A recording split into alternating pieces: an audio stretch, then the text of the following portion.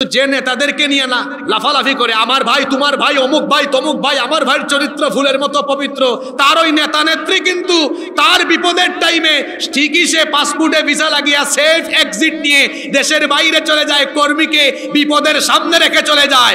আরে তোমার যে নেতা নেত্রী তোমাকে বিপদের সামনে ফেলে রেখে সেফ এক্সিট নিয়ে দেশের বাইরে চলে যায়, তুমি ওই দল করো, ওই দলের পরিচয় দেওয়া তোমার জন্য লজ্জার ব্যাপার। গত 17 বছর কুরআনের মাহফিলের পারমিশন নাই। এবছর দেখেছেন জুলাইয়ের পরে বাংলাদেশের বিভিন্ন পাবলিক প্রাইভেট ইউনিভার্সিটিতে সিরাত সম্মেলন, সিরাত সেমিনার হয়েছে, যা গত 17 বছরে কল্পনারও বাহিরে ছিল। বরং গত 17 বছরে তারা কলেজে বিশ্ববিদ্যালয়ে নায়ক নায়িকা গায়ক গায়িকা নর্তকীদেরকে এনে কনসার্ট করিয়েছে, যেখানেই কুরআনের প্রোগ্রাম করা হয়েছে হিংস্র হায়নার মতো বাধা দিয়ে মাহফিলগুলো পণ্ড করে দিয়েছে। আমি শুনেছি আপনাদের এলাকায় এরকম এক গুন্ডা ছিল, সেই গুন্ডা বহু গুন্ডামি করেছে। আমি এও শুনেছি এই গুন্ডার বিরুদ্ধে নাকি মানুষ জবান খুলতেও অনেক ভয় পায়। পুরুষ মানুষ আপনারা রংপুরের আবু সাঈদের মতো সাহসী হন, কাউকে পৃথিবীতে ভয় পাবেন না। মুমিন আল্লাহ ছাড়া কাউকে ভয় করে না। লাইফ হলো ওয়ান টাইম, জীবন হলো একটা। মুমিন একবার মরে, মুমিন বারবার মরে না। এখানে ঠিক বলে এই ঠিকটা প্যান্ডেলের বাইরে নিয়ে যাই, এখানে রাখার দরকার নেই। আপনারা যদি প্রতিবাদী থাকতেন তাহলে এত গুন্ডামি চলতো না। যেখানে অন্যায়, যেখানে অসঙ্গতি দেখবেন বীর পুরুষের মতো গর্জে উঠা লাগবে। এসো কোরআনের ছায়া তলে সমবেত হই, এসো কোরআনের ছায়া তলে সমবেত হই, এসো আল্লাহ রাসূলের অনুগত হই, এসো কোরআনের ছায়া তলে সমবেত হই, এসো কোরআনের ছায়া তলে সমবেত হই। এসো আল্লাহর গুণগান করি, এসো তারি পথে জীবন গড়ি, এসো আল্লাহর গুণগান করি, এসো তারি পথে জীবন গড়ি। আল্লাহর নাম নিলে তাতে যদি সুখ মেলে, আল্লাহর নাম নিলে তাতে যদি সুখ মেলে, কেন সেই নাম থেকে দূরে সরে রই, কেন সেই নাম থেকে দূরে সরে রই। এসো কোরআনের ছায়া তলে সমবেত হই, এসো কোরআনের ছায়া তলে সমবেত হই, এসো আল্লাহ রাসূলের অনুগত হই, এসো কোরআনের ছায়া তলে সমবেত হই। এই কোরআনের ছায়া তলে এসে কত লোক প্রাণ দিল হেসে, এই কোরআনের ছায়া তলে এসে কত লোক প্রাণ দিল হেসে। কোরআনের ছায়া তলে সোজা পথ যদি মেলে, কোরআনের ছায়া তলে সোজা পথ যদি মেলে, কেন সেই পথ ছেড়ে ভুল পথে রই, কেন সেই পথ ছেড়ে ভুল পথে রই। এসো কোরআনের ছায়া তলে সমবেত হই, এসো কোরআনের ছায়া তলে সমবেত হই, এসো আল্লাহ রাসূলের অনুগত হই, এসো কোরআনের ছায়া তলে সমবেত হই, এসো কোরআনের ছায়া তলে সমবেত হই, এসো কোরআনের ছায়া তলে সমবেত হই, এসো কোরআনের ছায়া তলে সমবেত হই। বাংলাদেশের ঐতিহ্যবাহী ঠাকুরগাঁও জেলার বালিয়াডাঙ্গি উপজেলায় অবস্থিত মধুপুর হাই স্কুল মাঠ প্রাঙ্গণে আয়োজিত বৈষম্য বিরোধী ছাত্র আন্দোলনে শহীদদের স্মরণে, শহীদদের আত্মার মাগফিরাত কামনায় মধুপুর তরুণ ছাত্র ও যুব সমাজের উদ্যোগে আয়োজিত আজকের এই ঐতিহাসিক তাফসীরুল কোরআন মাহফিলের মুহতারাম শ্রদ্ধাভাজন সভাপতি, বিশিষ্ট শিক্ষাবিদ, বিশিষ্ট ইসলামী চিন্তাবিদ,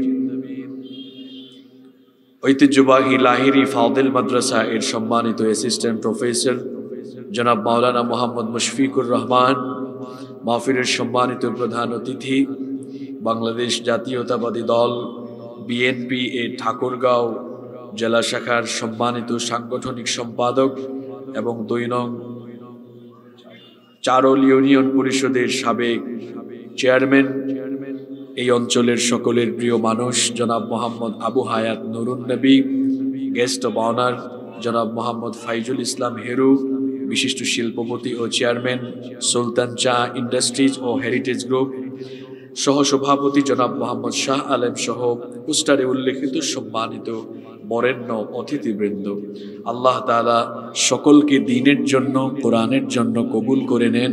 আমরা সকলে পড়ি আমিন। মাহফিলে এসেছেন আমাদের মাথার তাজ শ্রদ্ধাভাজন ওলামায়ে কেরাম, এসেছেন বিভিন্ন প্রতিষ্ঠানের আসাতিজায়ে কেরাম, আমার সামনে বসা পিতৃতুল্য সম্মানিত মুরব্বিয়ানে আযম, মাহফিলে উপস্থিত বিভিন্ন মসজিদের খুতাবা এবং আইম্মায়ে কেরাম, উপস্থিত যুগে যুগে আল্লাহর দ্বীন কায়েমের জন্য যারা অগ্রসেনানীর ভূমিকা পালন করেছেন, আমার কলিজার টুকরা প্রিয় যুবক, তরুণ এবং ছাত্র ভাইয়েরা, পর্দার অন্তরায় থেকে শ্রবণরতা সম্মানিতা মা এবং বোনেরা, উপস্থিত মিডিয়ার প্রিয় কর্মী এবং সাংবাদিক ভাইয়েরা, প্রশাসন এবং গোয়েন্দা সংস্থার সম্মানিত ভাইয়েরা, প্রিয় মধুপুর, বালিয়াডাঙ্গা তথা আমার প্রিয় ঠাকুরগাঁওবাসী, আপনারা সবাই কেমন আছেন? আওয়াজ কি পিছনে যায়?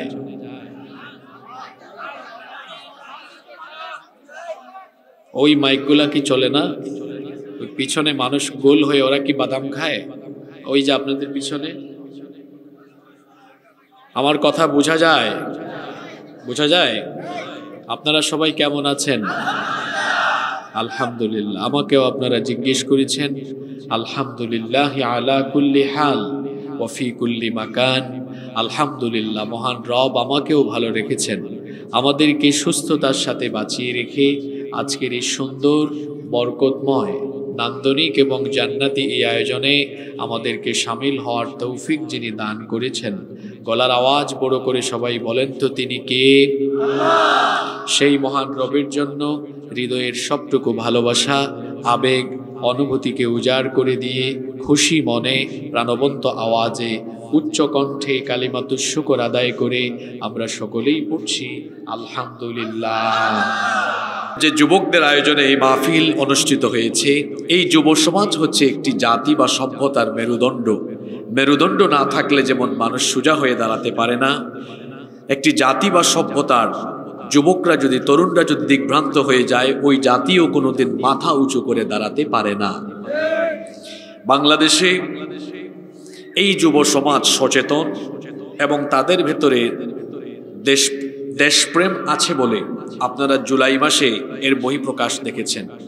দেশকে তারা ভালোবাসে এবং দেশের প্রতি তাদের মমতা আছে বলে তারা এই দেশের স্বাধীনতা, সার্বভৌমত্বকে যারা ভারতের হাতে সুপর্দ করতে চেয়েছিল, তাদেরকে এই দেশেই থাকতে দেয় নাই।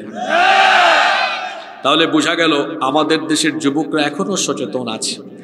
যুবকরা সচেতন আছে বলেই এই উত্তরবঙ্গ থেকেই তো এই উত্তাপ ছড়িয়ে গিয়েছে। উত্তরবঙ্গের বীর, সেই বীর সাহসী ছেলে শহীদ আবু সাঈদ, তার সিনাকে টান করে দিয়ে স্বৈরাচারীদের পেটুয়া বাহিনীর সামনে তার বুকটা পেতে দিয়েছে গুলির সামনে, আর সে দেখিয়ে দিয়েছে যে এই দেশকে আমরা ভালোবাসি। আমাদের মতো যুবকরা থাকতে, এদেশে আবু সাঈদের মতো যুবকরা বেঁচে থাকতে, এদেশের স্বাধীনতা, সার্বভৌমত্বকে প্রতিবেশী দেশের কাছে তুলে দেওয়া হবে না। আবু সাঈদ প্রেরণা জুগিয়েছে, এরপরে আরো লক্ষ লক্ষ কোটি কোটি যুবক তার থেকে অনুপ্রেরণা পেয়ে যখন সবাই দেশপ্রেমের চেতনায় উদ্বুদ্ধ হয়ে মাঠে নেমেছে, রাস্তায় নেমেছে, এই ছাত্র সমাজ, এই তরুণ সমাজ, যুব সমাজ, ছাত্র জনতার সম্মিলিত ঐক্যবদ্ধ প্রাণান্তকর প্রচেষ্টার ফলে এদেশে যারা ভারতীয় আধিপত্যবাদ এবং ভারতীয় রীতিনীতি প্রতিষ্ঠা করতে চেয়েছিল তারা এদেশে থাকতে পারে নাই। তারা এদেশ ছেড়ে তাদের মামু বাড়িতে তারা নির্বাসিত হয়েছে। আমরা দোয়া করছি আন্দোলনের শহীদদের জন্য, আল্লাহ সকলকে জান্নাতুল ফেরদাউসের মেহমান বানিয়ে দেন, আল্লাহ সবাইকে শহীদ হিসাবে কবুল করে নেন। এখনো অনেকে আহত আছেন, এখনো অনেকেই চিকিৎসাধীন আছেন, আল্লাহ তাআলা যেন সবাইকে শিফায়ে আজিলা কামিলা নসিব করে দেন, আমরা বলি আমিন। সময় বড় সংক্ষিপ্ত, অহেতুক কথা বলার কোনো সুযোগ আমাদের নেই। পৃথিবীর সবচাইতে মূল্যবান সম্পদ হলো সময়।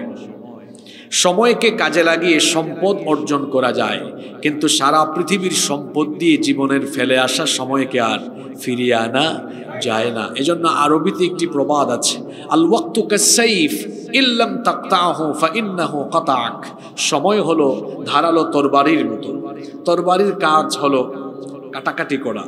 আপনি যদি সময়ের অপব্যবহার করেন, আপনার কেরিয়ার, আপনার জীবন ক্ষতবিক্ষত হয়ে যাবে, লণ্ডভণ্ড হয়ে যাবে। এজন্য সময়কে যারা কাজে লাগায় তারা দুনিয়াতেও সফল হয়, আখিরাতেও সফল হয়। চলেন আমরা মূল কথায় চলে যাই। কেউ আমরা অমনোযোগী হব না, এদিক ওদিক তাকাবো না।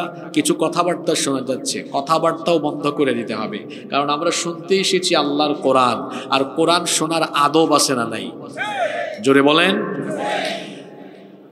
কোরআন শোনার আদব কেমন, কি করে কোরআনের আলোচনা শুনতে হয় রব্বুল আলামিন আমাদেরকে শিখিয়ে দিলেন। আল্লাহ তাআলা বললেন, ইযা কুরিআল কুরআনু ফাসতামিউ লাহু ওয়া আনসিতু লাআল্লাকুম তুরহামুন। আল্লাহ তাআলা বলছেন, যখন কোরআন পাঠ করা হয়, যখন কোরআনের আলোচনা হয়, তখন তোমরা দিলের কান দিয়ে কোরআন শ্রবণ করো। এমনটা যেন না হয় যে এক কান দিয়ে ঢুকিয়ে অন্য কান দিয়ে বের করে দিবে, এমনটা যেন না হয়। বরং দিলের কান দিয়ে আল্লাহর কালাম শ্রবণ করো, আর পারস্পরিক কথাবার্তা বলো না। বরং কোরআন শোনার সময় ওয়া আনসিতু, সাইলেন্ট হয়ে যাও, চুপচাপ হয়ে যাও, নীরব হয়ে যাও। কারণ আল্লাহর কথা যখন চলবে তখন বান্দার কথার কোনো দাম থাকতে পারে। সেই আল্লাহ বলছেন, কোরআনের আলোচনা যখন হয় ওয়া আনসিতু, চুপচাপ হয়ে যাও, নীরব হয়ে যাও, পারস্পরিক কথাবার্তা বলো না। এই দুটো আদব আল্লাহ আমাদেরকে শিখালেন। এক নাম্বার আদব হলো মনোযোগের সাথে আল্লাহর কালাম শ্রবণ করো। 2 নাম্বার হলো চুপচাপ থাকো, নীরব থাকো। এই দুটো কাজ যদি আমরা করতে পারি, আল্লাহ তাআলা বলছেন লাআল্লাকুম তুরহামুন, আশা করা যায় তোমাদের উপরে আল্লাহর রহমত আসবে। তাহলে কয়টা কাজ করতে হবে? জোরে বলেন, কয়টা? আপনারা পুরুষ না মহিলা? তো পুরুষ মানুষ মানুষের মতো জবাব দেন। কয়টা কাজ করতে হবে? 2টা। 1, মনোযোগী থাকতে হবে। 2, চুপচাপ নীরব থাকতে হবে। এই দুটো কাজ করতে পারবেন তো? বলছিলাম যুবকদের কথা। এই যুবকটা হলো ইসলামের মূল সম্পদ।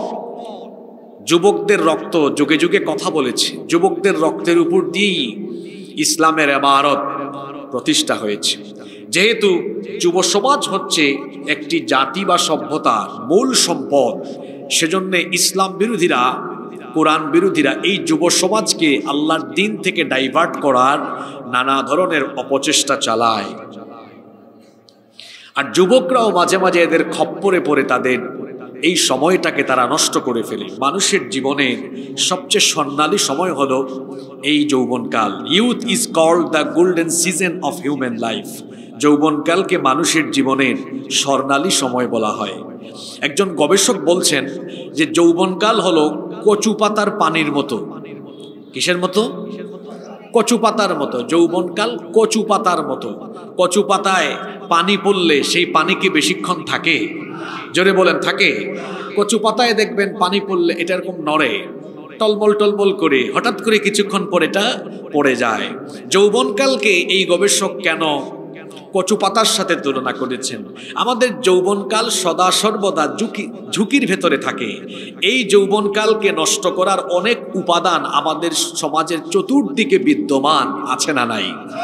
এই যে সমাজের চারপাশে আমার যৌবন নষ্টকারী উপাদান আছে, যদি কোনো একটা উপাদান আমাকে গ্রাস করে ফেলতে পারে, কচু পাতার থেকে পানি যেমন হঠাৎ করে পড়ে যায়, ঠিক তেমনি কোনো একটি চরিত্র বিধ্বংসী উপাদান যদি কোনো যুবককে গ্রাস করতে পারে, তার যৌবন নিমিষেই ধ্বংস হয়ে যায়। আজ আমার যুবক ভাইদের, তরুণ ভাইদের চরিত্রকে নষ্ট করার জন্য আমার সমাজে চতুর্মুখী চরিত্র বিধ্বংসী উপাদান আছে না নাই? জোরে বলেন আছে না নাই? আর যুব সমাজের অবক্ষয় কেন হচ্ছে? এই অবক্ষয়ের কারণ এবং সেখান থেকে বের হয়ে আসার প্রতিকার কি, সেটা আমরা আল্লাহর কোরআন থেকে জানবো। বলি ইনশাআল্লাহ। নাম্বার 1, আজ যুবকদের চরিত্র বিনষ্টকারী যে উপাদান আমাদের সমাজে ছড়িয়ে আছে এবং যেটা মারাত্মকভাবে যুব সমাজকে ক্ষতিগ্রস্ত করছে, তার প্রথমটা হচ্ছে মাদক। প্রথমটা কি? মাদক। আহা, এই মাদক শুধু শহরে নগরে বন্দরে নয়, এখন সেটা শহর নগর বন্দর পেরিয়ে অজপাড়া গায়ে গ্রামের ভেতরেও এই মাদক ছড়িয়ে গিয়েছে। শুধু তাই নয়, শিক্ষা প্রতিষ্ঠানগুলোতে এখন মাদকের আড্ডাখানা বসে গিয়েছে। যে ছাত্র সংগঠন কিছুদিন আগে নিষিদ্ধ হয়েছে, জুলাইয়ের আন্দোলনে আপনারা দেখেছেন সাধারণ ছাত্ররা ওই তথাকথিত ছাত্র সংগঠনের নেতাদের রুমে রুমে রুমে রুমে রুমে রুমে মাদক আর মাদক পেয়েছে।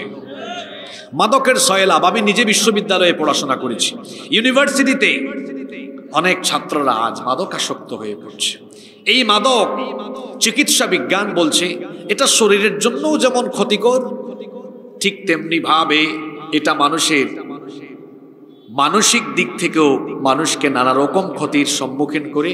পাশাপাশি যে জিনিস মানুষের দেহের, মানুষের শরীরের ক্ষতি সাধন করে, সেটাকে ইসলাম গোড়া থেকে হারাম করে দিয়েছে। চিকিৎসা বিজ্ঞানীগণ বলছেন যারা মাদক গ্রহণ করে এদের মেমোরাইজিং ক্যাপাসিটি, স্মৃতিশক্তি লোপ পায়, এদের নানা ধরনের মানসিক সমস্যা তৈরি হয়, এদের ওয়েট ওজন কমে যায়, এদের হজম শক্তি কমে যায়, পরিপাকতন্ত্রে বিভিন্ন ধরনের রোগবালাই দেখা দেয়। যেটি সেবন করলে, গ্রহণ করলে পড়ে নানা ধরনের ক্ষতির সম্ভাবনা থাকে, ইসলাম সেটাকে কি অনুমোদন দেয়?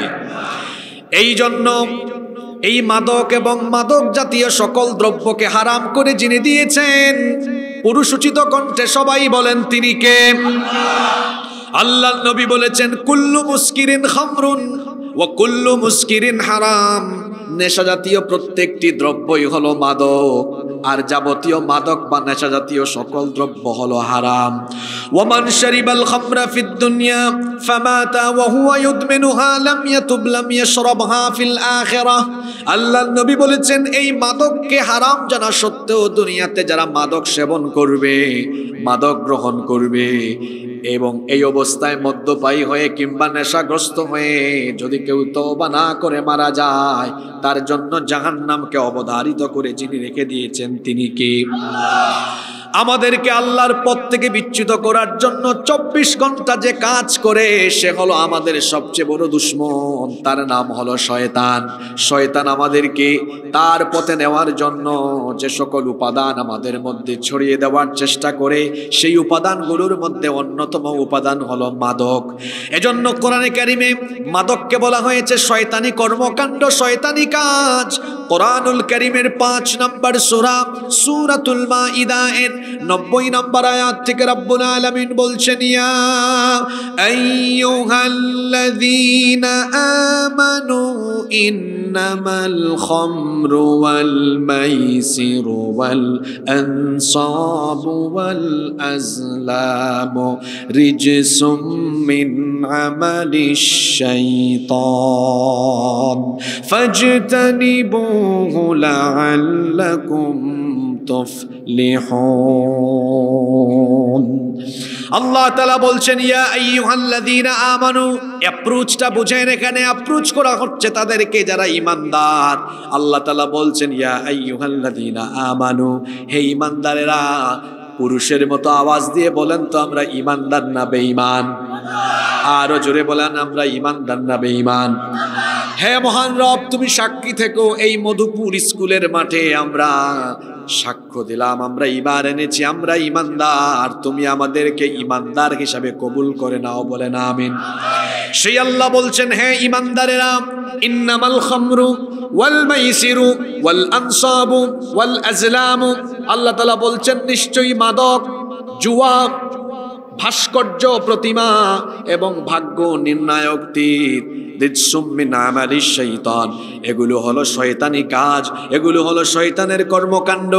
এগুলোর মাধ্যমে শয়তান কি চায়, কি করতে চায় এবার শোনেন। পরের আয়াতে আল্লাহ তাআলা বললেন, ইন্নামা ইউরিদুশ শাইতানু আন ইউকিআ বাইনাকুমুল আদাওয়াতা ওয়াল বাগদা ফিল খামরি ওয়াল মাইসিরি ওয়া ইয়াসুদ্দাকুম আন যিকরিল্লাহি ওয়া আনিস সালাহ ফাহাল আনতুম মুনতাহুন।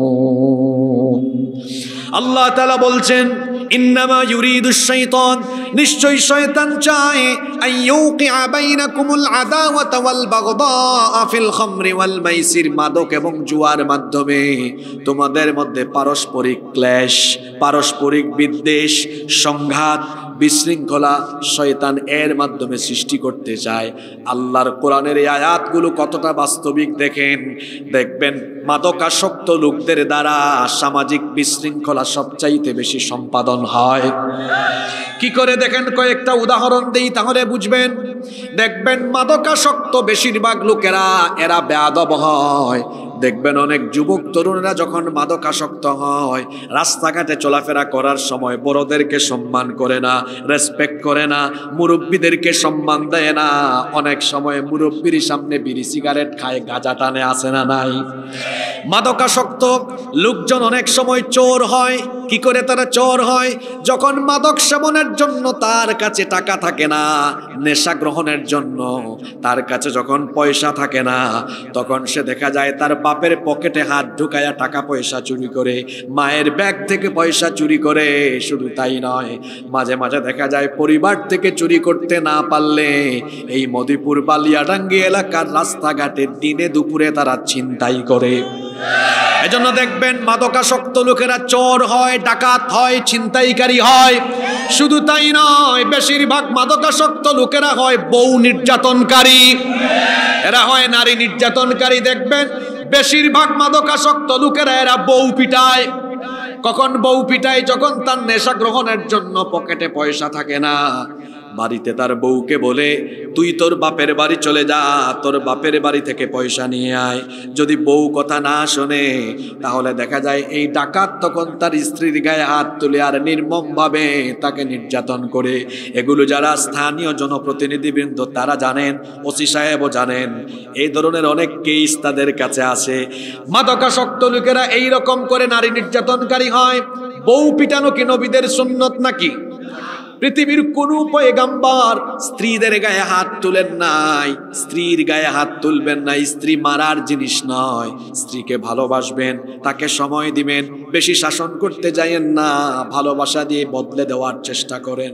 কারণ নারীরা হলো প্রজাপতির মতো। কিসের মতো? প্রজাপতি চিনেন তো আপনারা?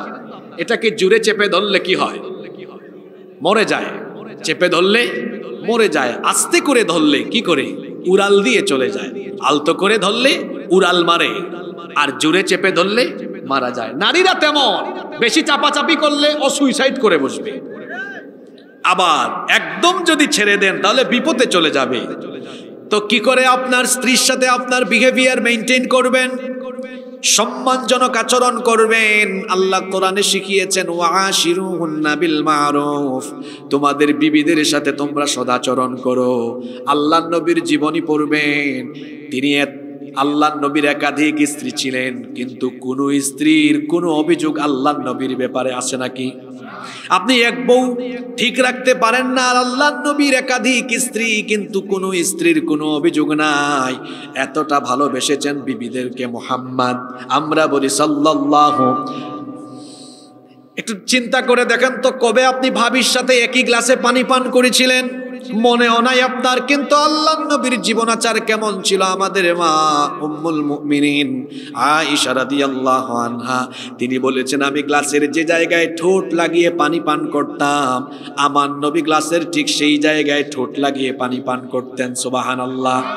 আম্মা জান আয়েশা রাদিয়াল্লাহু আনহা কোনো গোশতের টুকরা বা হাড্ডির টুকরা যখন হাতে নিয়ে মুখের সামনে নিয়ে চিবাতেন, আল্লাহর নবী সেই হাড্ডি বা মাংসের টুকরা মাঝে মাঝে মজা করে কেড়ে নিতেন। যেখানে আল্লাহর নবী, যেখানে মা আয়েশা রাদিয়াল্লাহু আনহা ঠোঁট লাগিয়ে খেতেন, আল্লাহর নবীও সেখানে ঠোঁট লাগায়া খেতেন। সুবহানাল্লাহ। এরকম করে বিবিদেরকে মহব্বত করেছেন মুহাম্মদ। আমরা বলি সাল্লাল্লাহু। বলছিলাম, মাদকাসক্ত লোকেরা তাদের বউ পিটায়, মাদকাসক্ত লোকেরা হয় সন্ত্রাসী, মাদকাসক্ত লোকেরা হয় ডাকাত। এই মাদক আজ আমার যুব সমাজের চরিত্রকে নষ্ট করে ফেলছে।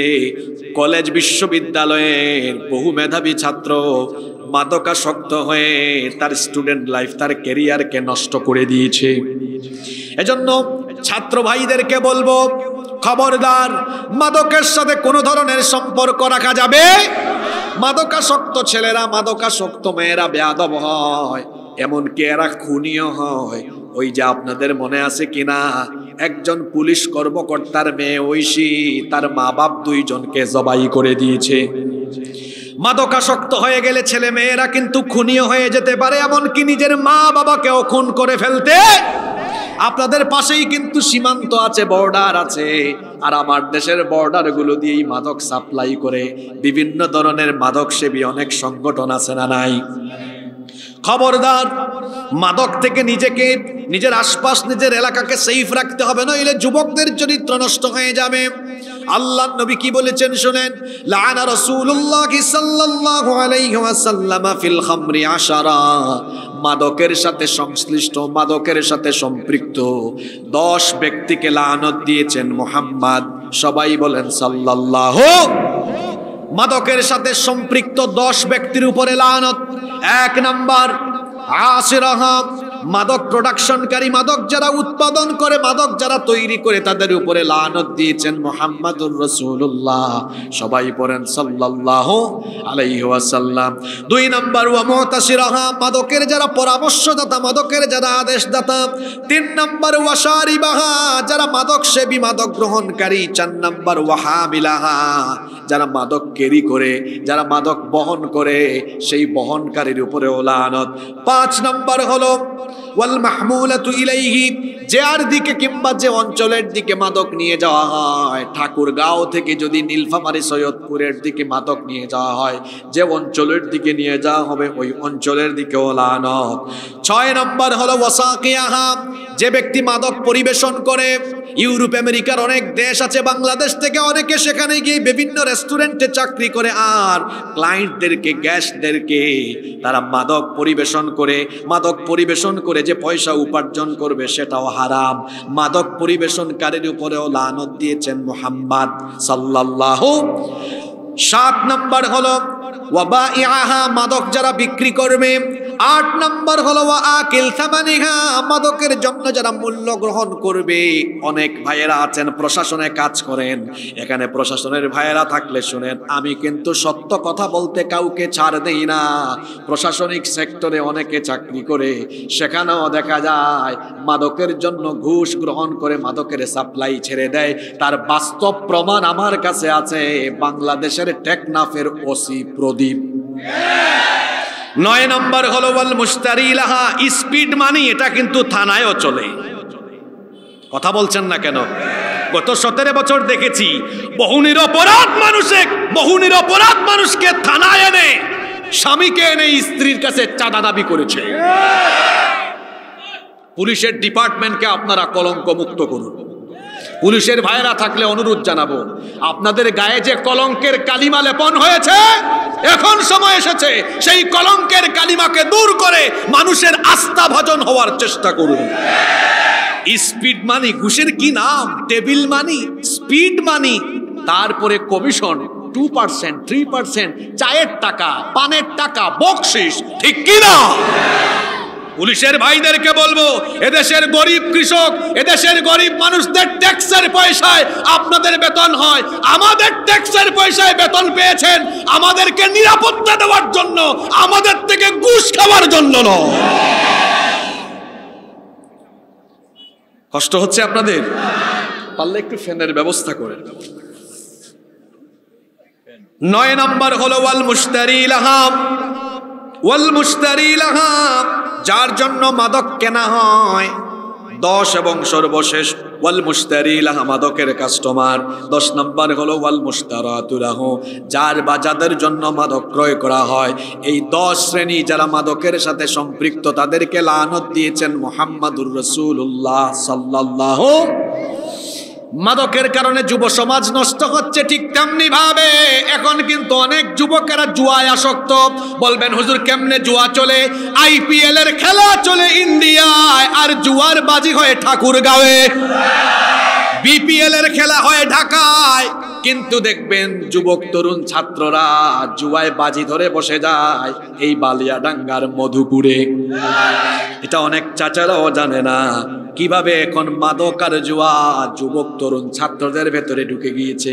আমার এই মুসলিম উম্মার সম্পদ, ইসলামের সম্পদ এই যুবকদেরকে, তরুণদেরকে, এই ছাত্রদেরকে আল্লাহর দ্বীনের পথ থেকে বিচ্যুত করার জন্য শয়তান আর তার মুরিদরা এইভাবে করে মাদক আর জুয়াকে ছড়িয়ে দিয়েছে।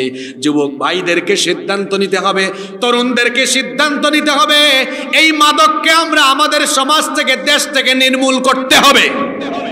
আমার দেশে মাদক নির্মূল অধিদপ্তর নাই, আছে মাদক নিয়ন্ত্রণ অধিদপ্তর। আপনারা শুনছেন নাকি নাম? মাদক, দেখছেন কি নামটা দিয়েছে? তার মানে কি আপনারা নিয়ন্ত্রিত মাত্রায় বাংলাদেশের মানুষকে মাদক গ্রহণ করাবেন নাকি? হ্যাঁ, এটার নাম আপনারা মাদক নিয়ন্ত্রণ দিয়েছেন কেন? এ নাম আপনারা বদলে ফেলুন, এটার নাম হওয়া উচিত মাদক নির্মূল অধিদপ্তর। তাহলে বলেন তো, যে জিনিস, যে মাদক এবং জুয়া আমার যুবক তরুণ ছাত্র ভাইদেরকে আল্লাহর দ্বীন থেকে, কোরআন থেকে, ইসলাম থেকে, শুধু তাই নয় সমাজ সভ্যতা থেকে এদেরকে আলাদা করে ফেলে, এই মাদক এবং জুয়াকে আমাদের সমাজ থেকে সম্মিলিত প্রচেষ্টায় এটাকে প্রতিরোধ করার, এটাকে নির্মূল করার দরকার আছে না নাই? যুবকেরা আছে না ঘুমিয়ে গেছে? যুবক ভাইরা আছেন? কয়টা পয়েন্ট বললাম? 1, মাদক এবং জুয়া। 2, আমার যুবক ভাইদের চরিত্র নষ্ট করার জন্য বিজাতীয় সংস্কৃতি আমার দেশে আমদানি করা হয়েছে, যা আমার সংস্কৃতি নয়, যেটা আমার সাথে যায় না, সেই সংস্কৃতি এখন আমার সমাজে, আমার দেশে ঢুকিয়ে দেওয়া হয়েছে। হাফ প্যান্ট পরে রাস্তায় হাঁটাহাঁটি করা, এটা কি মুসলিম যুবকের কালচার? আপনারা কথা বলছেন না কেন? অনেক যুবকেরা হাফ প্যান্ট পরে রাস্তায় হাঁটে কি হাঁটে? এটা হলো ইউরোপের কালচার, আমেরিকার কালচার, এটা ইসলামের কালচার নয়। এজন্য যুবকদেরকে সাবধান হতে হবে। পশ্চিমা সংস্কৃতিতে গা ভাসিয়ে দেওয়া যাবে না, আমার সতর থেকে চলতে হবে। এটা কার নির্দেশ? আরো জোরে বলেন, কার নির্দেশ? অনেক যুবকেরা আছে হাফ প্যান্ট পরে রাস্তায় বের হয়ে যায়। আমরা রাতের বেলা যখন রাস্তাঘাটে চলাফেরা করি, অনেককে আমরা দেখি হাফ প্যান্ট পরে হাঁটে। শুধু তাই নয়, অনেকে আবার নামাতে নামাতে নামাতে নামাতে প্যান্ট, পায়জামা, লুঙ্গিকে একেবারে তার টাকনোর নিচে, জুতার নিচে নামিয়ে ফেলেছে। আছে না নাই? আমি এরকম একজনকে পেলাম, তারপরে বললাম, ভাই গো, এই গ্রামের, এই এলাকার মানুষ কি আপনাকে গ্রামের ঝাড়ুদারের দায়িত্ব দিয়েছে নাকি? কিসের? আমাকে বললো হুজুর মস্কারা করে। আমি বললাম না, নিচের দিকে তাকায় দেখেন, আপনি যখন হাঁটেন আপনার লুঙ্গি অটোমেটিক ঝাড়ুর কাজ করে। এজন্য বললাম, গ্রামের মানুষ কি আপনাকে গ্রামের ঝাড়ুদার বানালো নাকি? আপনি লুঙ্গি পরেন, প্যান্ট পরেন, পায়জামা পরেন, কিসের উপরে পড়তে হবে?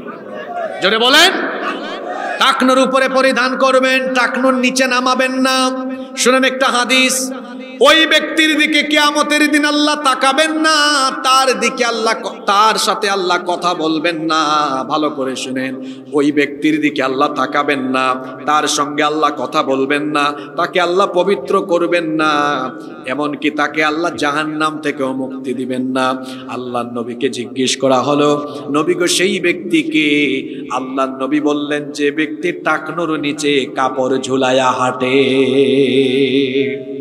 বিজাতীয় কালচার আমার সমাজে ঢুকে গিয়েছে। বিজাতীয় সংস্কৃতি ঢুকে গিয়েছে। আমার নারীদের কালচার হওয়া উচিত, তারা ঘর থেকে বের হবে বুরখা মেইনটেইন করে বের হবে, কিন্তু না, বিজাতীয় সংস্কৃতি পাশের দেশ থেকে আর পশ্চিমা দেশ থেকে নিয়ে এসে এখন নারীদেরকে উলঙ্গপনায় নারীদেরকে উদ্বুদ্ধ করা হচ্ছে, ঠিক না ঠিক? আমার আপনার ঘরের নারীদেরকে আমরা বেপর্দা রাখবো না, কারণ যে পুরুষ তার ঘরের মহিলাদেরকে বেপর্দায় রাখে ওই পুরুষের নাম হলো দাইয়ুস। জোরে বলেন, ওই পুরুষের নাম কি? ওই দাইয়ুস পুরুষ কখনো আল্লাহর জান্নাতে ঢুকতে পারবে না। একজন নারী বেপর্দা হওয়ার জন্য 4 শ্রেণীর পুরুষ দায়ী। দেখি কি বুঝলেন বলেন তো, একজন নারী বেপর্দা হওয়ার জন্য কয়জন পুরুষ দায়ী? দেখেন তো, এই 4 জনের বাকিরে আপনারা আছেন নাকি? 1 নাম্বার হলো পিতা, পিতার গাফলতির কারণে তার মেয়ে বেপর্দা হয়। 2 নাম্বার হলো স্বামী, স্বামীর গাফলতির কারণে তার স্ত্রী বেপরদা হয়। 3 নাম্বার বড় ভাই, বড় ভাইয়ের বেপরদা হয়। 4 নাম্বার বড় ছেলে, পরিবারের বড় ছেলেও যদি গাফেল হয় সেই পরিবারের মেয়েরা অনেক ক্ষেত্রে বেপরদা হয়। বলেন তো, এখানে আমি সহ আমরা যারা আছি এই 4 শ্রেণীর বাহিরে কেউ আছে নাকি? জোরে বলেন। যে পুরুষ তার বউকে বেপর্দা বানায়া ঘর থেকে বের করে, আমি বলি ও রুচিহীন, ও ব্যক্তিত্বহীন পুরুষ। কারণ সে মোহরানা দিয়ে তার বউকে বিয়ে করে আনলো, আর তার বউয়ের সৌন্দর্য মানুষ উপভোগ করে, তার খারাপও লাগে না। ও হলো পুরুষ নামের কলঙ্ক, পুরুষ নামের বিজাতীয় সংস্কৃতি ঢুকে পড়ছে, আর আমার যুবকরা নষ্ট হয়ে যাচ্ছে। 3 নাম্বার, আমার যুবকরা নষ্ট হওয়ার আরেকটা কারণ হলো আকাশ সংস্কৃতির আগ্রাসন। আকাশ সংস্কৃতি, আকাশ থেকে আবার সংস্কৃতি আসলো কেমনে? এই যে বর্তমান পৃথিবীতে হাজার হাজার স্যাটেলাইট, হাজার হাজার টিভি চ্যানেল, এই হাজার হাজার টিভি চ্যানেল ঘরে বসে দেখছেন কেন? আকাশে স্যাটেলাইট আছে। স্যাটেলাইটের কারণে ঘরে ঘরে এখন ভিন্ন দেশের কালচার চলে এসেছে। আকাশ সংস্কৃতির আগ্রাসনে যুবকের দেখেন তার 3.5 হাত বডি আকাশ সংস্কৃতির দ্বারা প্রভাবিত। বলবেন কেমনে? দেখেন তার চুল আকাশ সংস্কৃতির আগ্রাসনে প্রভাবিত। তার চুলের cutting Messi cutting, Neymar cutting. কি বলেন, আছে না?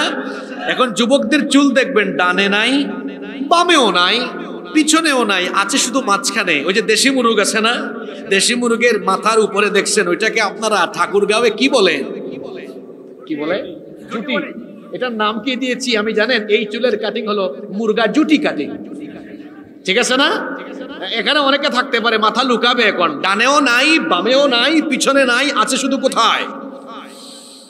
আবার মাঝখান দিয়ে ব্লেডের টান মারে। বললাম এটা কোন জাতের চুল? কয় হুজুর আপনি বুঝবেন না, আপনি ব্যাকডেটেড, এটা নেইমার কাটিং। তারপরে বলে মেসি কাটিং, তারপরে বলে বাপ্পি কাটিং। কত ধরনের কাটিং তারা লাগিয়েছে। আমার যুবক ভাইদেরকে বলছি, কোনো খেলোয়াড়, কোনো নায়ক, কোনো গায়ক আমাদের মডেল নয়। আমাদের মডেল, আমাদের আদর্শ হলেন মুহাম্মাদুর রাসূলুল্লাহ সাল্লাল্লাহু। আমার মাথা থেকে নিয়ে পা পর্যন্ত আমি যাকে অনুসরণ করব তিনি হচ্ছেন মুহাম্মদ সাল্লাল্লাহু। আকাশ সংস্কৃতির আগ্রাসনে আমার যুবকদের চরিত্র কেমনে নষ্ট হয়ে যাচ্ছে? এই আকাশ সংস্কৃতির কারণে, স্যাটেলাইটের কারণে। আজকে যুবকেরা যাকে জীবনে কোনোদিন চোখের সামনে দেখে নাই, কিন্তু স্যাটেলাইটের কারণে তার মোবাইল ফোনে তাকে দেখছে আর তার মতো হওয়ার চেষ্টা করছে। দেখবেন অনেক যুবক তার কান ছিদ্র করে কানের দুল দেয়। ঠাকুরগাঁওয়ে মনে হয় এইরকম যুবক নাই। কানে দুল দেয় মেয়েদের মতো, গলার মধ্যে এটার নাম কি?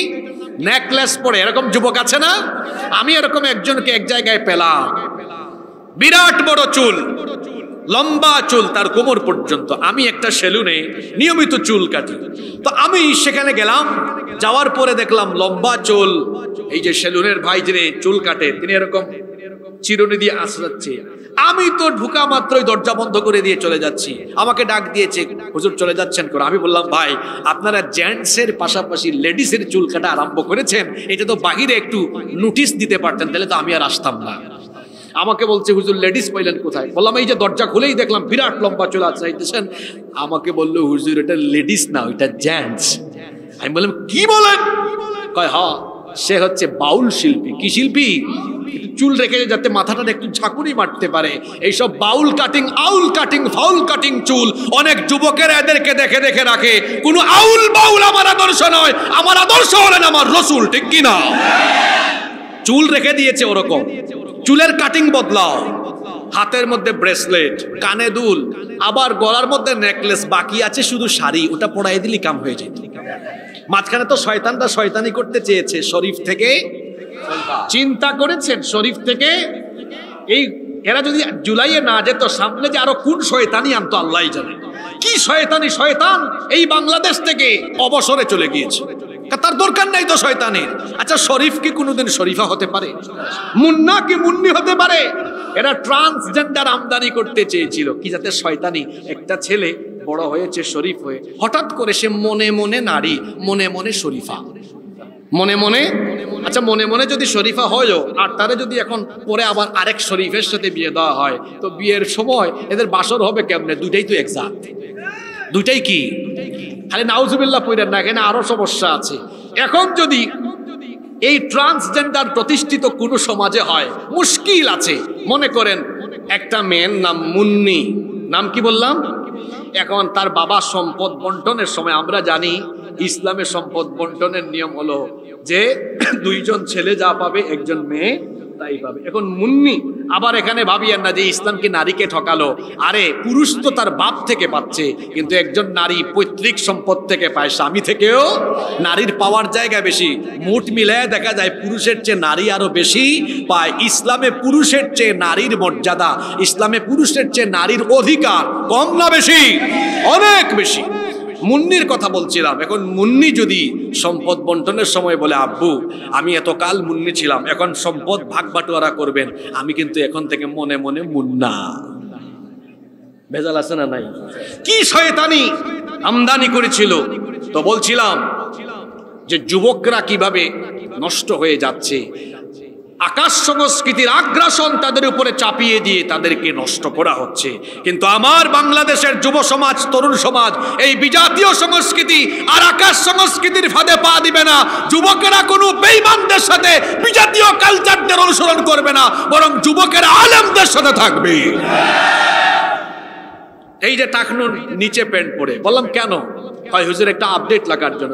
তাকায় দেখেন তো, আমার তো জুব্বাও টাকনুর উপরে, পায়জামাও টাকনুর উপরে, সারা দেশ সফর করি, বিদেশেও যাই, দেশে বিদেশে সফর করি, কোনোদিন কেউ বলে না দেখতে আনস্মার্ট লাগে। বিদেশিরাও দেখলে বলে যে তোমাদের পোশাক আশাক বড় ভদ্র নম্র, দেখতে সুন্দর লাগে। সুবহানাল্লাহ। আল্লাহর নবীর সুন্নত মানার ভেতরেই স্মার্টনেস লুকিয়ে আছে, ঠিক কিনা?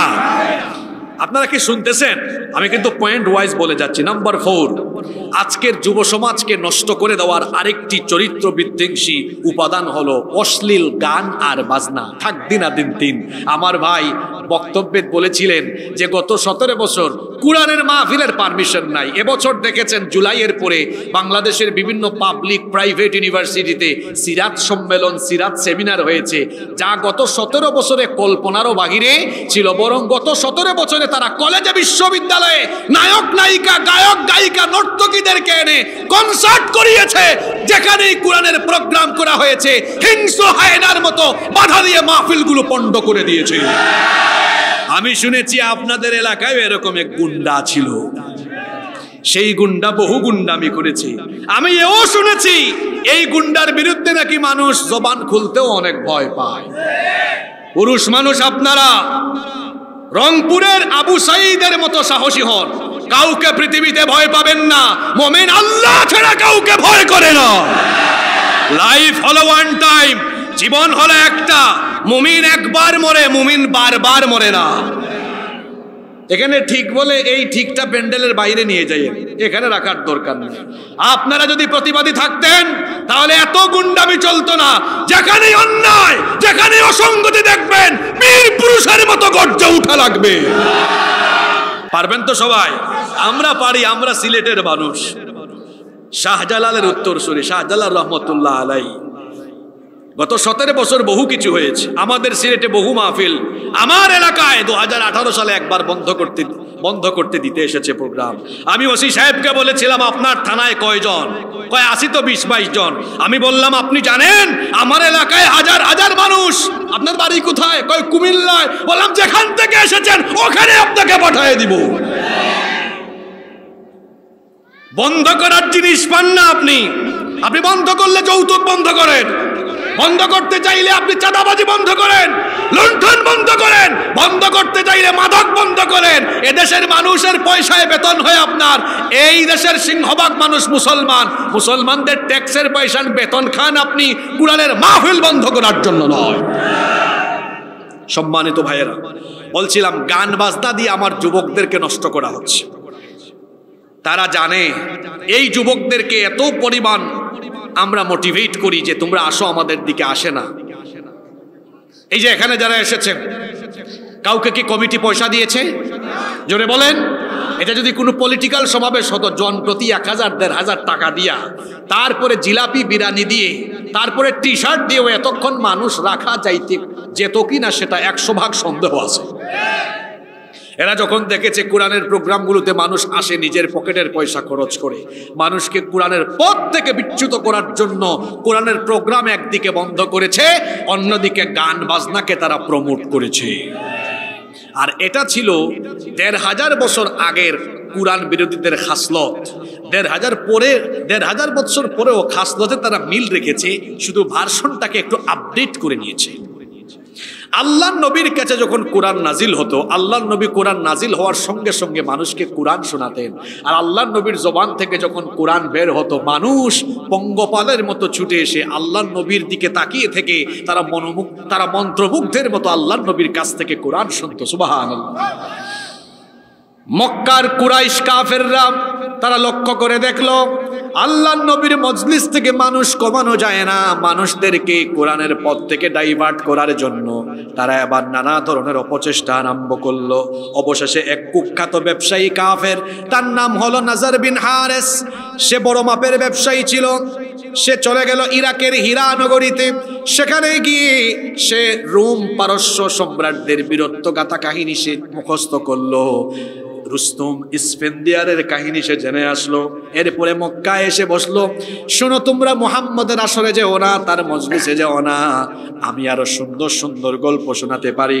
আল্লাহর নবী যখন মানুষদেরকে কোরআন শোনাতেন, কাফেররা বলতো ইন হুয়া ইল্লা আসাতিরুল আউয়ালিন, এগুলো হলো পূর্ববর্তী যুগের কিচ্ছা কাহিনী। নাজার বিন হারেস কুখ্যাত এই কাফের ব্যবসায়ী, সে বলল আমার মজলিসে আসো, আমি আরো সুন্দর সুন্দর গল্প শোনাতে পারি। তার গল্পের আসরে মানুষকে আহ্বান করে যখন কোনো মানুষ তার আসরে আসে না, এই কাফের ব্যবসায়ী তখন কি করলো শুনেন। বিভিন্ন প্রস্টিটিউট নারীদেরকে সে ভাড়া করে আনলো। মক্কার অলিতে গলিতে সে কনসার্টের আয়োজন করিয়ে দিল, নাচের আসর, গানের আসর বসিয়ে দিল। মানুষদেরকে বলল আসো, তোমরা কোরআনের আসর ছেড়ে দিয়ে এই গানের আসরে, নাচের আসরে আসো। কাফিরদের এই কর্মকাণ্ডের নিন্দা জানিয়ে আল্লাহ তাআলা আয়াত নাজিল করলেন। কোরআনে কারীমের 31 নম্বর সূরা লুকমানের 6 নম্বর আয়াত নাজিল হয়ে গেল।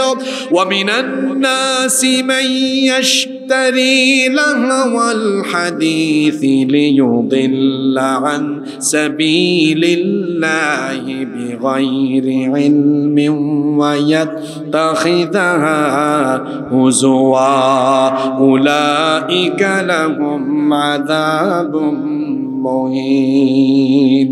আল্লাহ তাআলা বলছেন, আর মানুষদের মধ্যে এমন কিছু লোক আছে যারা আল্লাহর পথ থেকে মানুষকে বিচ্যুত করার জন্য অজ্ঞতাবশত অশ্লীল কথাবার্তা অর্থাৎ গান বাজনাকে উপকরণ হিসাবে ব্যবহার করে।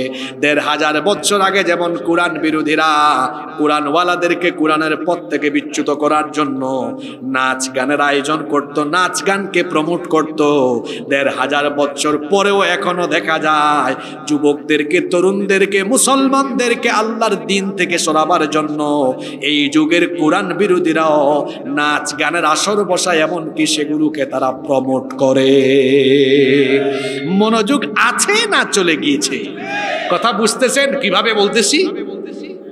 যুবক ভাইদেরকে বলবো খবরদার আজে বাজে গান শুনবেন না।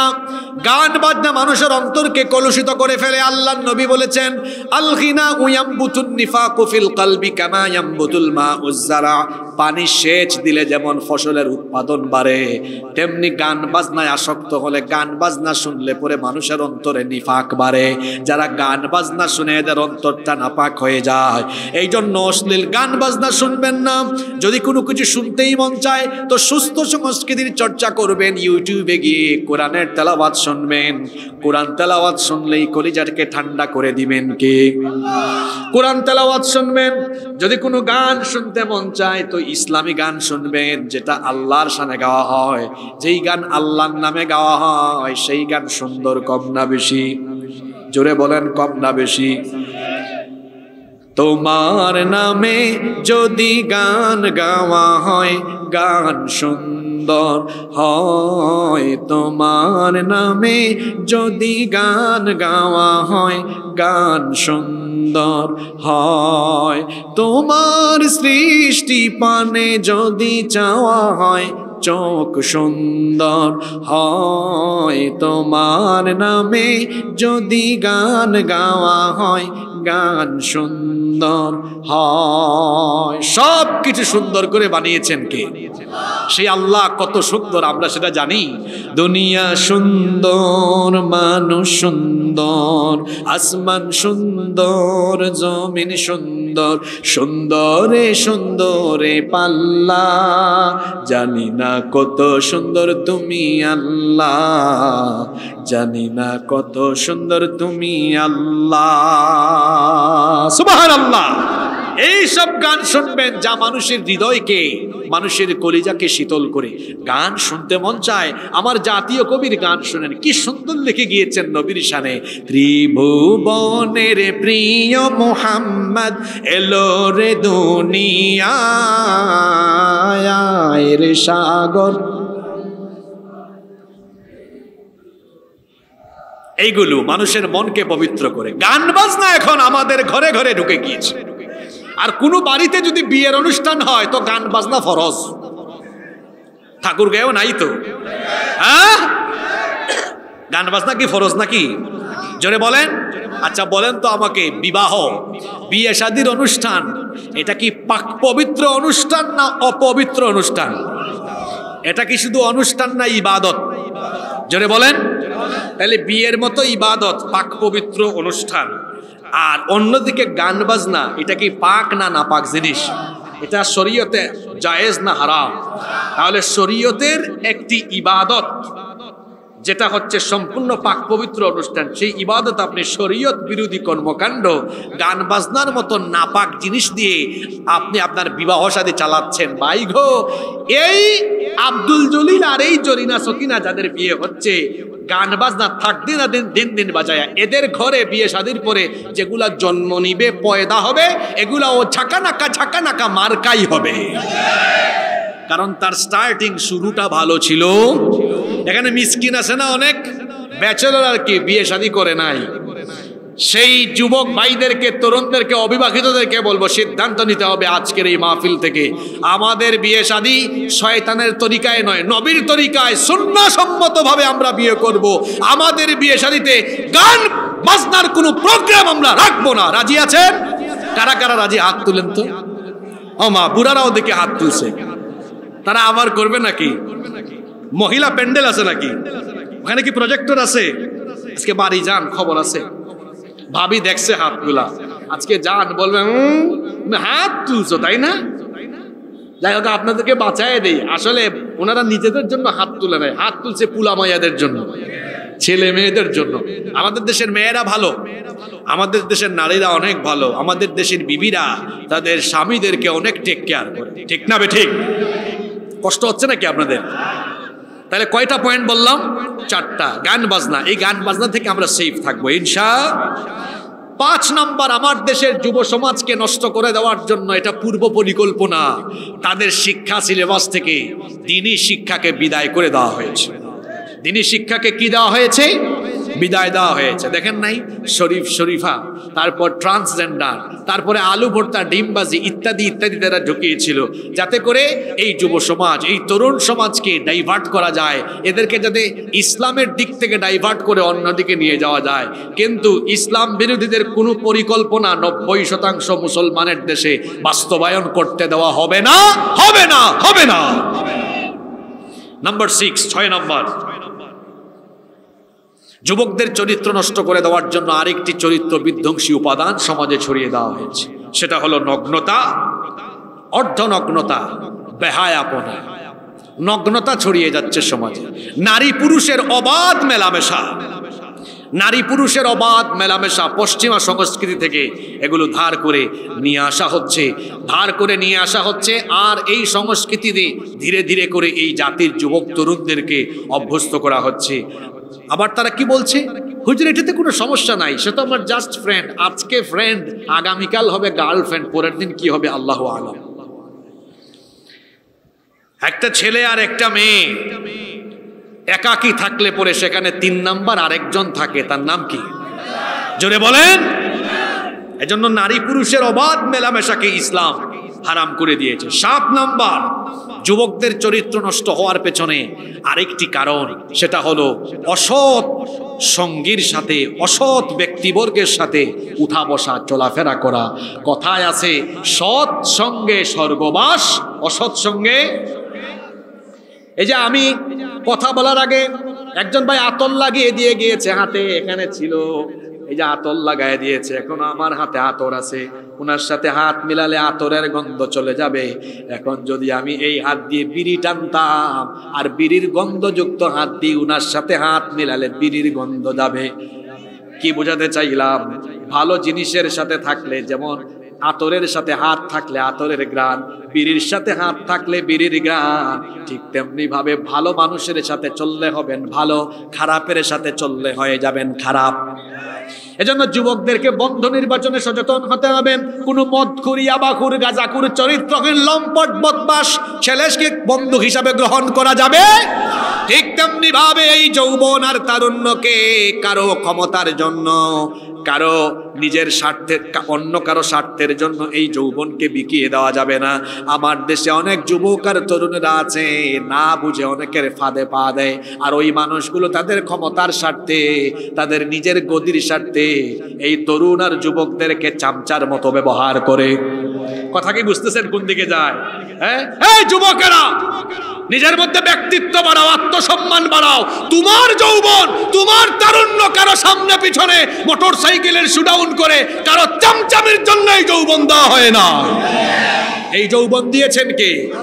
এই যৌবনকে যিনি দিয়েছেন সেই আল্লাহর দ্বীন কায়েমের আন্দোলনের জন্য কোরআনের মিছিলে এসে এই যৌবন আর তারুণ্যকে ওয়াকফ করে দিতে হবে। নইলে দুনিয়ায়ও আফসোস, আখিরাতেও বলবেন হুজুর দুনিয়ায় আফসোসটা কোন জায়গায়? ও ভাই গো, আপনি কি আগস্টের পরে আফসোস দেখেন নাই? অনেকে আছে, পাতি নেতা নাম দিয়েছি, সে এই বালিয়াডাঙ্গা থেকে সৈয়দপুর এয়ারপোর্টে যাওয়ার ভাড়ার পয়সাও নাই, কিন্তু যে নেতাদেরকে নিয়ে না লাফালাফি করে আমার ভাই, তোমার ভাই, অমুক ভাই, তমুক ভাই, আমার ভাইয়ের চরিত্র ফুলের মতো পবিত্র, তার ওই নেতা নেত্রী কিন্তু তার বিপদের টাইমে ঠিকই সে পাসপোর্টে ভিসা লাগিয়ে সেফ এক্সিট নিয়ে দেশের বাইরে চলে যায়, কর্মীকে বিপদের সামনে রেখে চলে যায়। আরে তোমার যে নেতা নেত্রী তোমাকে বিপদের সামনে ফেলে রেখে সেফ এক্সিট নিয়ে দেশের বাইরে চলে যায়, তুমি ওই দল করো, ওই দলের পরিচয় দেওয়া তোমার জন্য লজ্জার ব্যাপার। দুনিয়াতেই আফসোস, আর আখিরাতে বুঝি আফসোস নাই গো? আছে না নাই? এই আফসোসের কথা আল্লাহ কোরআনে বলেছেন, ভালো করে শোনেন। কোরআনে কারীমের 25 নম্বর সূরা সূরাতুল ফুরকানের 27 নম্বর আয়াত থেকে আল্লাহ বলছেন, ওয়া ইয়াউমা ইয়াযলিমু আলা ইয়াদাইহি ইয়াকুলু ইয়া লাইতানি তাখাযতু মা'আর রাসূলি সাবিলা। আল্লাহ তাআলা বলছেন সেই দিন দুষ্ট প্রকৃতির লোকেরা 2 হাত কামড়িয়ে কামড়িয়ে আফসোস করে বলবে, হায় দুর্ভাগ্য আমার, দুনিয়াতে থাকা অবস্থায় আমি যদি রাসূলের আদর্শ গ্রহণ করে চলতাম। তারা আরো বলবে, ইয়া ওয়াইলাতা লাইতানি লাম আত্তাখিয ফুলানান খলিলা, আমি তো আয়াত নাম্বার সূরা নাম্বার বলে দিয়েছি, বাড়িতে গিয়ে মিলাবেন, দেখবেন হেদায়াত নসিবে থাকলে হেদায়াত পেয়ে যেতে পারেন। আল্লাহ তাআলা বললেন, তারা আফসোস করে বলবে, হায় রে হায়, অমুককে যদি আমার বন্ধু না বানাতাম, অমুকের সাথে যদি না চলতাম, অমুক নেতার সাথে যদি না চলতাম, তাহলে আজ আমার পরিণতি এমন হতো না। কিয়ামতের মাঠে এমন আফসোস করার আগে দুনিয়াতে থাকা অবস্থায় ভালো মানুষের সান্নিধ্যে থাকার দরকার আছে না নাই? কার সাথে আপনার উঠা বসা চলাফেরা, এমন মানুষকে আপনি নেতা বানিয়ে তার সাথে চলাফেরা করেন, চেহারার দিকে তাকালে দেখবেন চেহারাটা দেখতে চোরের মতো লাগে। এমন ব্যক্তির সাথে উঠা বসা চলাফেরা করবেন যার চেহারার দিকে তাকালেই রাসূল প্রেম উজ্জীবিত হয়, যার চেহারার দিকে তাকালেই রাসূলের কথা মনে পড়ে, যার চেহারার দিকে তাকালেই দিলটা নরম হয়। যে ব্যক্তি নিজেও নামাজি আপনাকে নামাজের কথা বলে, যে ব্যক্তি কোরআন হাদিস পড়ুয়া কোরআন হাদিস অধ্যয়ন করে আপনাকেও কোরআন হাদিস অধ্যয়নের কথা বলে, যে ব্যক্তি নিজেই দ্বীন চর্চা করে আপনাকে দ্বীন চর্চা করার কথা বলে, তাদের সাথে আপনার উঠা বসা চলাফেরা থাকবে। কারণ একজন মুমিনের বন্ধু মুমিন হবে, বেঈমান কখনো মুমিনের বন্ধু হতে পারে। এজন্য বন্ধু নির্বাচনে সচেষ্ট থাকতে হবে। আজ যুব সমাজের চরিত্র নষ্ট হওয়ার পেছনে এটা আরেকটা কারণ, অসৎ ব্যক্তিদের সাথে উঠা বসা চলাফেরা করা। আমি বৈষম্য বিরোধী সকল ছাত্র সমাজকে বলবো, তরুণদেরকে, যুবকদেরকে বলবো, আলেম ওলামার সাথে সান্নিধ্য বাড়াও, আলেমদের সাথে চলাফেরা করো, ভালো মানুষের সাথে থাকলে ভালো হবা। ওই যে আতরের উদাহরণ দিলাম, আতর লাগায় দিয়েছে, আতরের গ্রান, বিড়িওয়ালা হাতের গ্রান, হাতে হাতে লাগলে হবে বিড়ির গ্রান। ঠিক না বেঠিক? কষ্ট হচ্ছে নাকি আপনাদের? 8 নাম্বার যুবকদের চরিত্র নষ্ট করার আরেকটা উপাদান হলো জিনা। আর সমাজে জিনা বাড়ছে, ব্যভিচার বাড়ছে, কারণ হলো আমার সমাজে বিয়ে শাদীকে কঠিন করে ফেলা হয়েছে। দেখা যায় বিয়ের মহারানাকে অনেক উচ্চ মাত্রায় নির্ধারণ করা হয়, কিংবা অনেক যুবকের বয়স 25 বছর, পিতামাতা বলে তুই আগে নিজের পায়ে দাঁড়া তারপর বিয়ে করো। এখন বলেন তো সে কি আরেকজনের পায়ের উপরে দাঁড়ায় আসে নাকি? বিবাহের চরিত্র ক্যারিয়ারের সাথে নয়, বিবাহের সম্পর্ক ক্যারিয়ারের সাথে নয়, বিবাহের সম্পর্ক হলো বয়সের সাথে। মানুষ বিবাহের আগে প্রতিষ্ঠিত হয় না, বিবাহের পরেই প্রতিষ্ঠিত হয়। আমার ভাই 2 বার চেয়ারম্যান হয়েছেন, জিজ্ঞেস করেন বিয়ের আগে না বিয়ের পরে? আমি যে আপনাদের সামনে কথা বলি, সারা দেশে পরিচয় আছে, এই পরিচিতি আমার হয়েছে বিবাহের পরে। পৃথিবীর সকল সফল মানুষরা তাড়াতাড়ি বিয়ে করেছেন। বিবাহ করলে পরে মানুষের জীবনে বরকত বাড়ে। আল্লাহ সূরা নূরে বলেছেন, তোমরা যখন দাম্পত্য জীবনে জড়িয়ে, তখন তোমাদের দাম্পত্য জীবনের কল্যাণে, তোমাদের জীবনে বরকত যিনি ঢেলে দিবেন তিনি কে? বিবাহকে সহজ করে দিবেন। ছেলে মেয়েদের বিয়ে দেওয়ার সময় অনেকে আছেন মেয়ে বিয়ে দিবেন, ছেলেকে বলে তুমি কি সরকারি চাকরি করো নাকি, কত টাকা ইনকাম করো, উপার্জন করো? না বাবারা, এটা বলবেন না, জিজ্ঞেস করবেন বাবারে 5 ওয়াক্ত নামাজ পড়ো কিনা, হালাল উপায়ে উপার্জন করো কিনা। শুধু সুন্দর বিল্ডিং ওয়ালা বাড়ি দেখে এই মেয়েকে ছেলের কাছে বিয়ে দিয়ে দিয়েন না, কারণ অনেক বিল্ডিং ওয়ালা ঘরে মেয়ে বিয়ে দেওয়ার পরেও কপাল পুড়ে ছারখার হয়ে গিয়েছে। আবার অনেক গরিব ঘরে টিনের চালের বাড়িতে একটা সৎ ছেলের সাথে মেয়ে বিবাহ দিয়েছে, সেই মেয়ের কপাল খুলে গিয়েছে, আছে না নাই? এই জন্য বিবাহ শাদীতে আমরা টাকা পয়সা নয়, দিনদারিতাকে প্রাধান্য দিব। রাজি আছেন তো? 9 নাম্বার যুবকদের চরিত্র নষ্ট হওয়ার আরেকটা কারণ হলো এই মোবাইল আর ইন্টারনেটের অপব্যবহার। এখন এই মোবাইল সবার হাতে হাতে আছে, মোবাইল আর ইন্টারনেটের অপব্যবহারের কারণে আজকের যুবকরা কম বয়সে পেকে যাচ্ছে বেশি। এই মোবাইল আর ইন্টারনেটের কারণে সমাজে এখন পরকীয়া দিন দিন বাড়ছে না কমছে। আগে পাশের বাড়ির জরিনা সকিনার সাথে দেখা করতে হলে তার বাড়ির সামনে গিয়ে, ওই যে 30-40 বছর আগের কথা বলতেছি, জরিনা সকিনার সাথে কথা বলতে হলে চিঠি আদান প্রদান হইতো, চিঠি লিখতো, বলতো কোন সময় দেখা হবে, নাইলে বাড়ির সামনে গিয়ে উকি ঝুঁকি করতো। এখন কিছুই লাগে না, কারণ মেসেঞ্জার আর হোয়াটসঅ্যাপ সব সহজ করে দিয়েছে। এই মোবাইল ফোন আছে বলেই এটার অপব্যবহার করবেন না। আর বেশিরভাগ যুবক, বেশিরভাগ ছাত্ররা দেখবেন অতিমাত্রায় মোবাইলে আসক্ত। যারা অতিমাত্রায় মোবাইলে আসক্ত, এদের ক্যারিয়ার কোনোদিনও সুন্দর হবে না। বড় বড় ব্যবসায়ী ঢাকায় গেলে দেখবেন কোনো বড় বড় ব্যবসায়ীদের ফেসবুক অ্যাকাউন্ট নাই। ফেসবুক চালানোর সময় নাই, ইউটিউব চালানোর সময় নাই, এত সময় তাদের নাই। আর আমার কলেজ বিশ্ববিদ্যালয়ের ছাত্ররা দেখা যায় 24 ঘন্টার মধ্যে 10 ঘন্টা 11 ঘন্টা ফেসবুক চালায়। তুমি যদি 10 ঘন্টা 11 ঘন্টা ফেসবুক চালাও তো পড়াশোনা করবা কখন? দেখা যায় অতিমাত্রায় মোবাইলে আসক্ত হতে হতে, স্ক্রিনের দিকে তাকাতে তাকাতে কম বয়সে চোখে সমস্যা, মাইগ্রেনের সমস্যা আছে না নাই? আমার ভাইদেরকে বলবো, খবরদার, চরিত্র বিধ্বংসী এই উপাদান মোবাইল ব্যবহার করলেও এটাকে সঠিকভাবে ব্যবহার করো, ব্যালেন্স রাখো। অতিমাত্রায় আসক্ত হয়ে নিজের জীবনকে বিপন্ন করে তুলো না। মোবাইল ফোন আছে বলি রাতের বেলা দরজা বন্ধ করে দিয়ে একা রুমে তুমি গুগল শরীফে গিয়ে তারপরে পর্ন সাইটে ঢুকে পর্ন মুভি দেখো না, আজে বাজে ভিডিও দেখো না, কিংবা ইউটিউব শরীফে গিয়ে নাটক সিনেমা দেখে চোখের জিনা করো না। কারণ ওই অন্ধকার রুমের ভেতরে তোমার মতো যুবক, তোমার মতো তরুণ অন্ধকার রুমের ভেতরে একাকী কি করছো? তোমার পিতা মাতা ভাই বোন পরিবারের কেউ না জানলেও যিনি সব জানেন তিনি কে? সে আল্লাহকে ভয় করতে হবে। যুবক ভাইয়েরা পারবেন তো ইনশাআল্লাহ? যুবকদেরকে দেখেন না, আমার 60 বছর 70 বছর বয়সের চাচা এখনো ফিজিক্যালি স্ট্রং, আর তার বয়স 20 বছর, গাল ভেঙে গেছে এমনি। তারপরে তার গালে বিচি উঠে। তোমার গালে বিচি উঠে কেন? কারণ তোমার যৌবন তুমি আজে বাজে জায়গায় নষ্ট করো। তোমার ঘুমের অভ্যাস, তোমার খাদ্যাভ্যাস ঠিক নাই। আমার চাচাদেরকে জিজ্ঞেস করেন, এই ঠাকুরগাঁওয়ের চাচারা, তারা যখন ইয়াং ছিলেন, যুবক ছিলেন, তারা রাতে তাড়াতাড়ি ঘুমাতেন। আর তোমরা যুবকরা এখন রাত 2টা পর্যন্ত ফেসবুক চালায়া ঘুম নষ্ট করো। তোমাদের চেহারা দিন দিন খারাপ হয়ে যাচ্ছে।